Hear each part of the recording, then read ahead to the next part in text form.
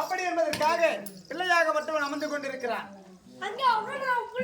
ஆனா நாரதன் ஓடி வந்து சொன்னான், தாத்தா உன் இளைய பிள்ளையா வழங்கியொருபடியான முருகப்பெருமானுக்கே திருமணம் நடந்து விட்டது, மூத்த பிள்ளையா வழங்கியொருபடியான கணபதிக்கு திருமணம் நடக்கவில்லையே. ஆமா நாரதன் சொல்றானா, என்ன ஒரு மரியாதை பேச மாட்டேன். நாரதனுடைய வார்த்தையை கேட்டேன். நாரதா என்ன செய்வது, என் பிள்ளையாக விளங்கியொருபடியான நாயகன் இருக்கக்கூடிய நிலைமை எப்படி இருக்கிறது, ஆனால் என்ன செய்ய முடியும், எனக்கு யார் பெண் கொடுப்பார் அப்படின்னு கேட்டேன்.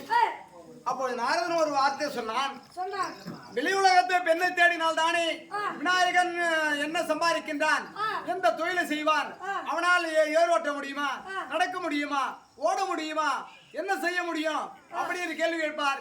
உன் மைத்துனர் பிள்ளையா வழங்கியொருபடியானவர்கள் இருக்கின்றார்களே, அவர்களை கேட்டுப்பார் என்று சொன்னார். நாரதனுடைய வார்த்தையை கேட்டு என் மச்சாங்கிட்ட போயிட்டு பொண்ணை கேட்டான். தாங்க அக்காவோட ஒழியவன் என்னை கேவலப்படுத்தி விட்டான். அந்த ஜாச்சாதி என்பருமான நாராயணன், நீயோ ஒரு குடிகாரன். யார என்ன என்ன குடிகாரன்? கஞ்சா குடிகாரன். அது தண்ணி கஞ்சா விளையாட தண்ணி ஊத்துறாங்க.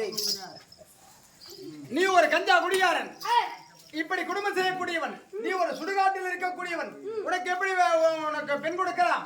உன் பிள்ளை என்ன செய்ய முடியும்? அவன் ஏர் ஓட்டுவானா இல்ல மத்த வேலைகள் செய்வானா? உன் குடும்பத்தில் பெண் கொடுக்க முடியுமா?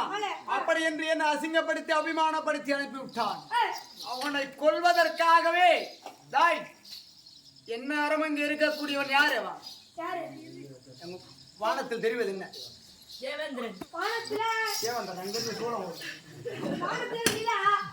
அவனுக்கு ஒரு பெயர் சந்திரன். அந்த சந்திரனை ஒரு காலத்தில் காப்பாற்றி என்னுடைய சிரசிலே அலங்காரம் செய்வதற்காக வச்சேன். அப்பேற்பட்ட சந்திரனை எடுத்து நான் ஒரு அரக்கனை உருவாக்கி இருக்கேன். அந்த சந்திரனுக்கு இன்னொரு பெயர் மதிசூரன் என்று சொல்லும்படியான ஒரு அரக்கனை உருவாக்கி இருக்கேன். அவனை அழிப்பதற்காக, அந்த பகவானை போட்டு மிதிப்பதற்காக இந்நேரம் அந்த நாராயணனை அடித்து இழுத்து கொண்டு வந்து என் காலிலே போடுவான். அந்த மதி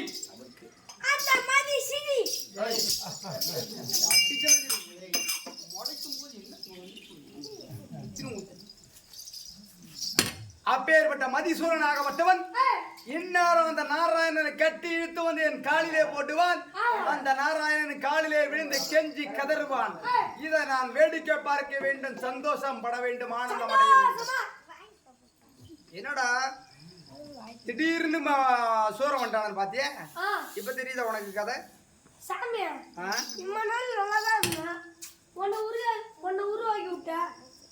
என்ன உருவாக்கணும்? பூமி நல்லா இருக்கும்.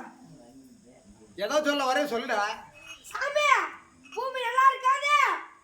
அசுரனை உண்டாக்கினியே. ஆமா. பூமி நல்லா இருக்காது. கெட்டு குடிசர போடும். யார் கெட்டு குடிசர போவாங்க?